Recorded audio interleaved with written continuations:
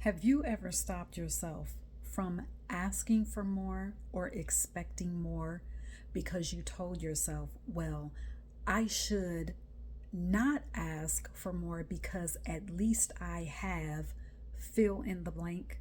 Have you ever told yourself that? We're getting into that in today's episode. We're going to be talking about the at least I have link as it pertains to money in this episode of Unleashed Alchemy. So before we get into that, I am Tamara Tamu here.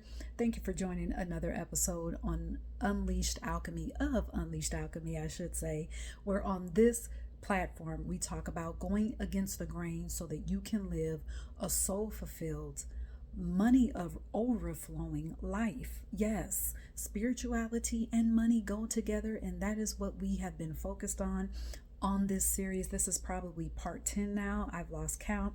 It doesn't matter. But we're into this money series, okay? So let's talk about the at least link. First, I want to say this. I remember this conversation that I had with actually a boyfriend of mine at the time. And I was mentioning how, and it was during that time when I had an apparel business, and I was saying, my desire to want to bring in more money, have more sales, for it to expand, for it to grow. And he said to me, well, I don't think you're supposed to ask for that. I don't think you're supposed to pray for that. And that experience, that was just one of the experiences that started me on this journey of being open to elevating my consciousness, of really embracing myself on this spiritual journey, on this spiritual odyssey, and seeing beyond this body. That was a very key conversation, okay, for me on my path. And so he said, I don't think that you're supposed to pray for that. And I remember asking, well, what are you supposed to pray for? And he said, well, you can pray for protection, and you can pray to have good health, and you can pray, to be a good person, but to pray for more sales, to pray for more money, I don't think that that's how it works. And that struck me, and this was probably, the time frame, it was a long time ago, maybe 7-8 years, I don't know. But to show you how significant it was, I'm bringing it up now because it is a perfect example, and it's a perfect jump off point for this at least link that we're going to get into. Now, what is also interesting is that person, they grew up in what you would call Christian household, but long before, he was not forced to go to church. He probably went to church a few times in his life, but even with him being away from the church for so long, that programmed view still played in his mind. It played in my mind. It may have played in your mind. So I was taught growing up the same thing. There are certain things that you're supposed to ask this God for out there. There are only certain things that you're supposed to pray to God for. But you could never pray for more of what you desire, and in this case, money. And why is that? What is it about money that we have this, I don't even know how to put it, but it's almost like, if you ask for more money or if you receive more money, then all of a sudden now something is wrong. What is it about money? All right. So I'll tell you, this phrase that dominated my throat chakra at the time was at least I have. At the time when I used that phrase all the time, identifying as an abundant being was completely beyond my awareness. All right.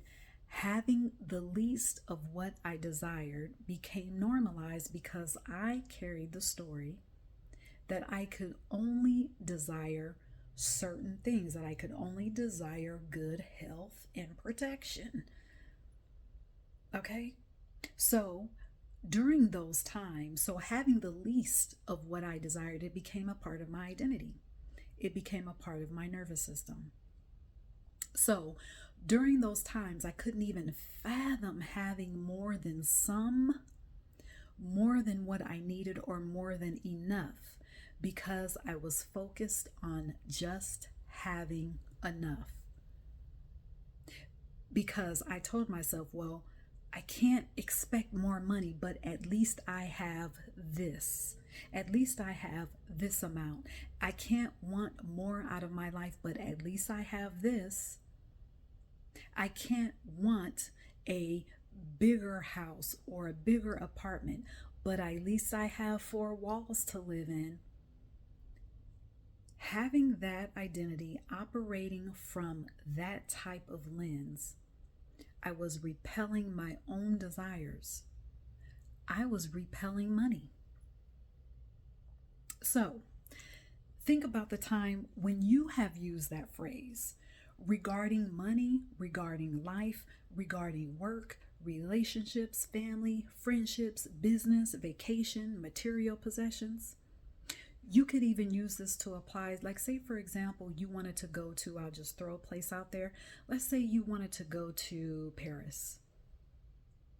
And instead of going to Paris, you said, well, at least I'll go. I don't know if I can go to Paris right now, but at least I can go to fill in another city. Well, that other city, it may have been nice, but it was not what you desired. You see how this plays out into every single part of our lives. So then we've got this, well, at least I have, and then fill in the blank. So then what I want to do first before we go further into this, so let's talk about the word least. Just that word. What does that mean? It means few, the gutter, the bottom.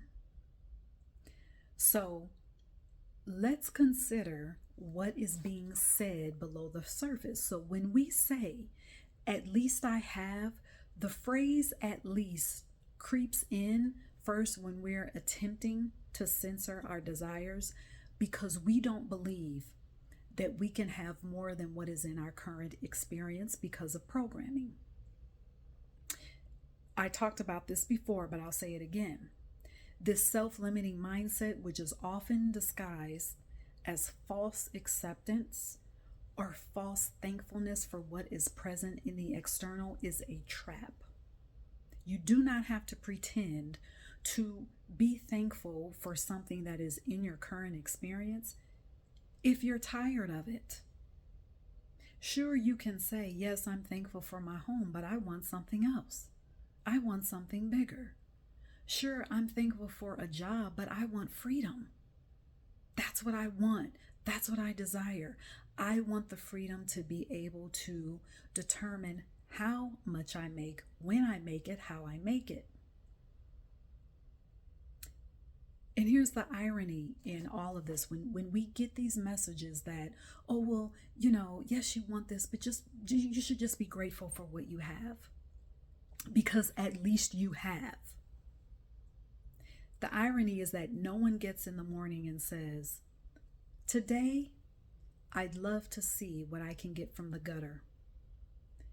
But to say, at least I have, is precisely what we're saying, and it is manifesting in our decisions because we have identified with the least.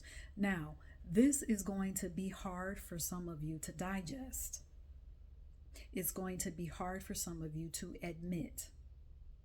But admission is transformation. It is revolution. If you want a spiritual revolution, just admit to this.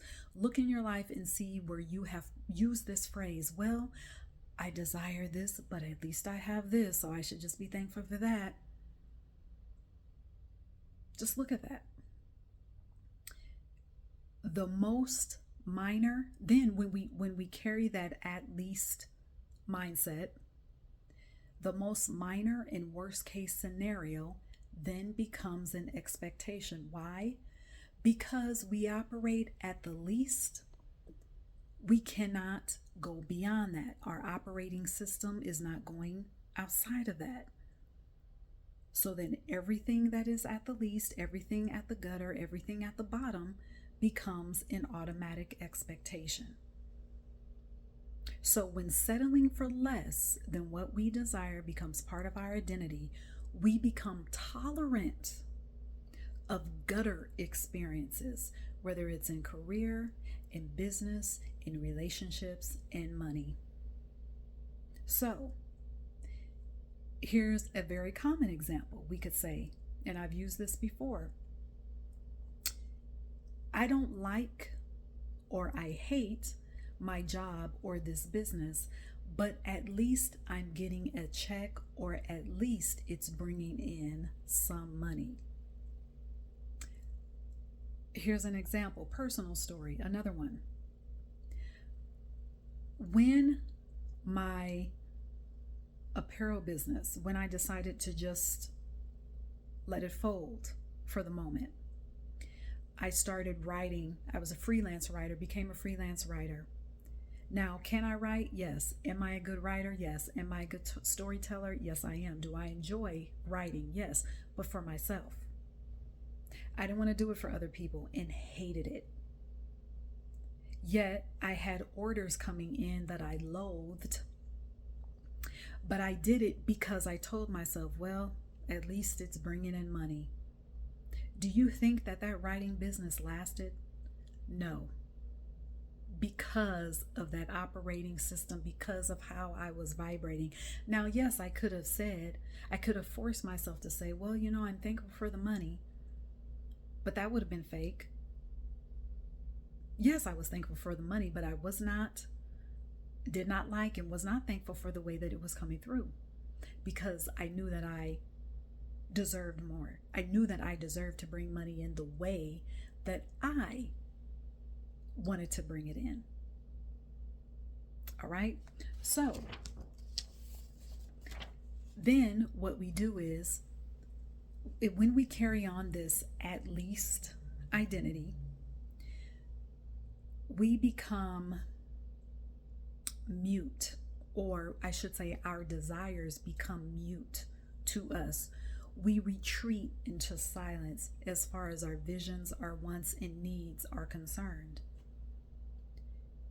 So then, if we tell ourselves, well, if we are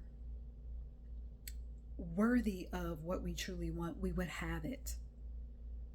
And so then that becomes another narrative packed on top of a narrative that gets echoed in your mind, and it urges you to be simply content with your current life, just holding out hope that one day things might improve. So, settling for the least of your desires, it only paves a path. I don't care how much hope you have. It's not going to pave a path to abundance. It's only going to lead to a path of just enough, barely, some, and that is not what you are put here for. I used to hear people in church say things like this. I may not have a lot of money, but at least I have breath in my body. And they always had breath in their body, and they never had money. Well, guess what? Having money and having breath in your body go together. That's a damn good mix. Okay?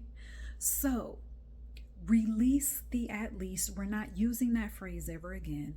That is now eradicated from your nervous system. Be free. You are free now from it. And now I invite you to go look at each aspect of your life, even if you have to just get a piece of paper, divvy up career, relationships, romantic friendships, family, where you live, how you make your money, and just examine where you have accepted the least in all those aspects of your life. This exercise is not for you to judge yourself, but it is to observe. When you observe, we acknowledge, we elevate, we alchemize. All right? So that is, I guess, homework until the next episode. Okay? So don't forget to book a call with me so that we can talk to each other. This is a complimentary call so that we can find out how I can support you on your spiritual odyssey. All right? Until next time, cheers.